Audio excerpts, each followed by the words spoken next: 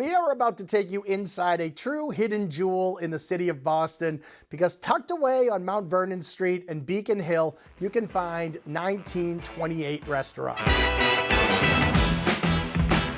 Beacon Hill is such an iconic, historic neighborhood, and so is this location. The restaurant was originally built as part of a hotel back in the 1920s. It's been a number of different restaurants since then, but a few years ago, it was completely restored and renovated into the absolutely beautiful space you see now. Owner Kristen Jenkins ran an antiques business before she got into the restaurant business, so she certainly has an eye for design. There's a bunch of original artwork and even wallpaper from the original restaurant, and that's juxtaposed with a number of modern touches, from the tables to the ceilings, right down to the lighting and fresh flowers. I'd call it a classic supper club speakeasy vibe with a new Boston twist. And what about the food? Well, to go along with the theme, you can expect a lot of classic American fare. It's not too fancy, it's not too fussy, it's just tasty traditional cuisine. So by design, this is the kind of neighborhood restaurant where you can dine once or twice a week.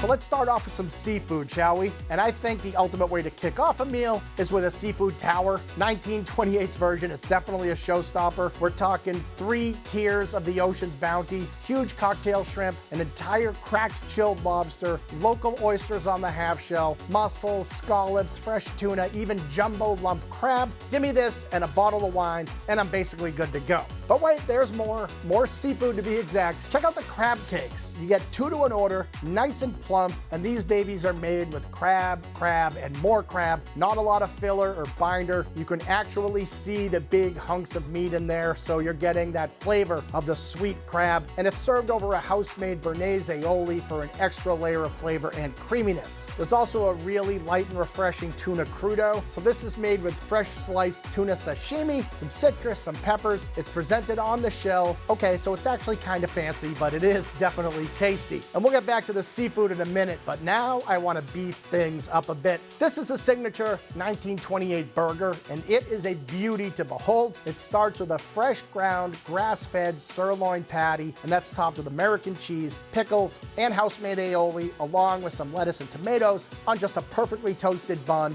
Absolutely exceptional burger, and to make it even better, it comes with a side of super thin, hand-cut shoestring French fries. Another good option for the meat eaters is the lamb. Specifically, it's a domestic rack of lamb, so you're getting 5 nice thick chops. They are cooked to a perfect medium rare. I mean, I think it's perfect, but you can get it more well done if you want, even though you'd be wrong. And it's also pistachio crusted, which really adds to the flavor.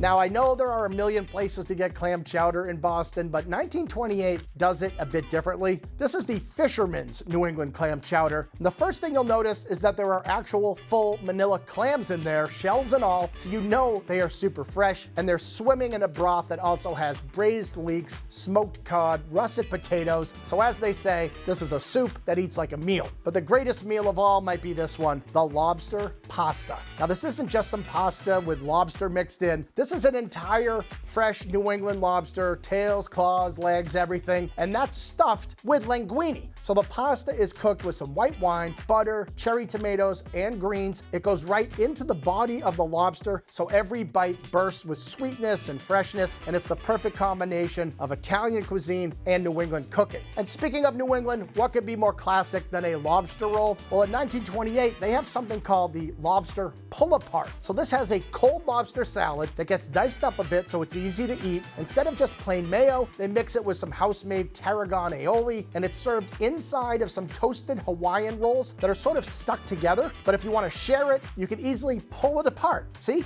Pretty genius. And it comes with some thick-cut house-made potato chips.